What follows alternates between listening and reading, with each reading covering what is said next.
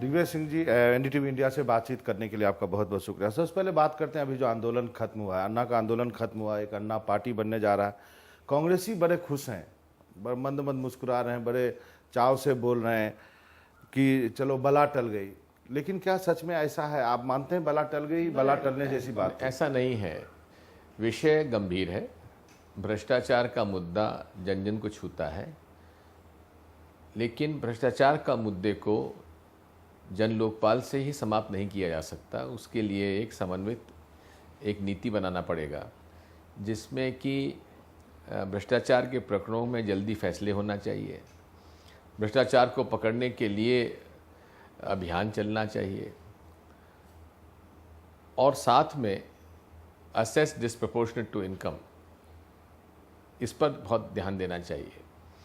Public declaration of asset सबका होना चाहिए। आपके स्टेट में तो बड़े बड़े अफसर पकड़े गए हैं, और करोड़ों करोड़ एक इंजीनियर के पास, क्लर्क के पास, चपरासियों के पास, स्टोर कीपर के पास, क्लर्क के पास, छोटे छोटे ओवरसियरों के पास करोड़ों रुपए मिल रहे हैं। एक आईएएस दंपत्ति के यहाँ तो 350 करोड़ की संपत्ति मिली है। मंत्री लोगों के घर पे छापे अगर पड़ेंगे तो वहाँ हजारों करोड़ रुपए के। तो क्या मध्य प्रदेश में भ्रष्टाचार मुद्दा नहीं है? केंद्र में ही एक मुद्दा बनाया गया या क्या हुआ? यही मेरी शिकायत है कि इस देश में 95% आम जनता को संपर्क होता है राज्य सरकारों से, नगर पालिका से, लोकल बॉडीज से। उस पर अन्ना का ध्यान नहीं है। उस पर अरविंद केजरीवाल जी, किरण बेदी जी और अन्ना की टीम का ध्यान नहीं है। केवल केंद्र पर उनका ध्यान है, और उसमें भी ये कहना कि जन लोकपाल बिल से सारी समस्या हल हो जाएगी, ये बिल्कुल सही नहीं है। कल ही जस्टिस काटजू ने अपनी बात में कहा है, और ठीक कहा है, पूरा जन लोकपाल बिल उन्होंने स्टडी किया है, जिन्होंने ड्राफ्ट बनाया है। अगर पूरे देश के सारे कर्मचारियों को उसमें शामिल कर लिया जाए तो लगभग 1 लाख लोकपाल बनाने पड़ेंगे, और ये 1 लाख लोकपाल ईमानदार आपको कहाँ से मिल जाएंगे? तो आपका कहना है कि जन लोकपाल जो अन्ना का बिल है वो फिजिबल नहीं है, वो उतना प्रैक्टिकल नहीं है, इम्प्रैक्टिकल है।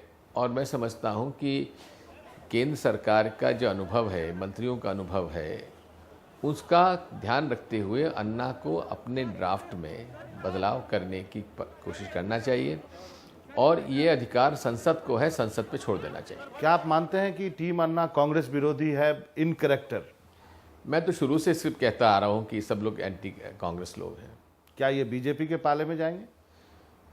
किस पाले में जाएंगे मैं नहीं जानता, लेकिन शुरू में तो संघ का पूरा समर्थन इनको था।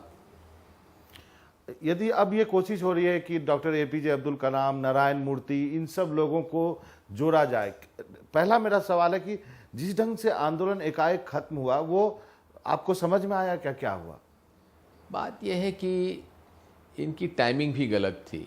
जब पार्लियामेंट ही चल ही नहीं रही है तब आप यहाँ आंदोलन कर रहे हैं, कौन आपकी सुनेगा इस मामले में? दूसरा, ये अनशन आदि जो हैं, दबाव का जो एक असर होता है, एक बार ही होता है, और जो चला हुआ कारतूस से फिर वापस नहीं चल पाता है।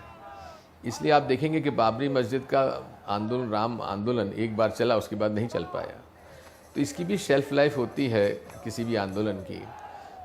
लेकिन मुद्दा गंभीर है, और इस गंभीर मुद्दे से लड़ाई लड़ने के लिए सभी राजनीतिक दलों को एक होना चाहिए। इसलिए सबको अब बैठकर एक अच्छे लोकपाल बनाने के लिए, बिल बनाने के लिए, कानून बनाने के लिए कोशिश करना चाहिए। अब रामदेव का अनशन होने वाला है, उससे आपको थोड़ा लगता है गैदरिंग ज़्यादा होगी? देखिए, गैदरिंग का प्रश्न नहीं है, लोग को लाया जा सकता है, लेकिन प्रश्न इस बात का है कि उनका मुद्दा क्या है। वो कहते हैं कि 400 लाख करोड़ काला धन विदेशों में है। मैं उनसे कहता हूं कि ये फिगर आपके पास कहां से आया? कौन से आंकड़े आपके पास सामने आ गए? दूसरा, उनसे मैं कहता हूं कि विदेश का काला धन लाने के पहले तो इस देश का काला धन भी पता लगाइए। जितने बाबा रामदेव ने आज ज़मीनें खरीदी हैं, उसमें रजिस्ट्री कितने की हुई है और कितना उन्होंने पैसा दिया है, इसी का पता लगा लीजिए। और पिछले 10-11 साल में अन्ना रामदेव के पास इतना पैसा आया कहाँ से, जरा ये भी पता लगा लीजिए। बाबा रामदेव की क्रेडिबिलिटी नहीं है इस देश में। जिस प्रकार से उन्होंने काम किया है, जिस प्रकार से उन्होंने बातचीत की है, उनकी क्रेडिबिलिटी अब बची नहीं है। और स्वयं बालकृष्ण जो उनका खास नंबर 2 रहा है, फर्जी पासपोर्ट में जेल में बंद है, फर्जी डिग्री ले लिए, अपने आप को हिंदुस्तान का नागरिक बताया जबकि वो नेपाल का नागरिक है। अब तो इस बात की खोज होना चाहिए कि ये नेपाल का नागरिक यहाँ जब बस गया, कैसे उसके पासपोर्ट बनवा दिया, इसमें बाबा रामदेव का हाथ कितना है, इसकी भी जांच होना चाहिए। और जितनी कंपनी 35 कंपनियों का ये डायरेक्टर या चेयरमैन है, वैसे तो कानून तो ये कहता है कि जो विदेशी अगर बिना आरबीआई के परमिशन के आया है तो उसके अकाउंट्स फ्रीज होने चाहिए, उसके सारे बिजनेस एक्टिविटी पर कानूनी कार्रवाई होना चाहिए। India's #1 news app just got even better. Download NDTV's new app. Fully optimized for retina display. Full screen view. Faster response time. And Sudoku. NDTV's new iPad app. Download now.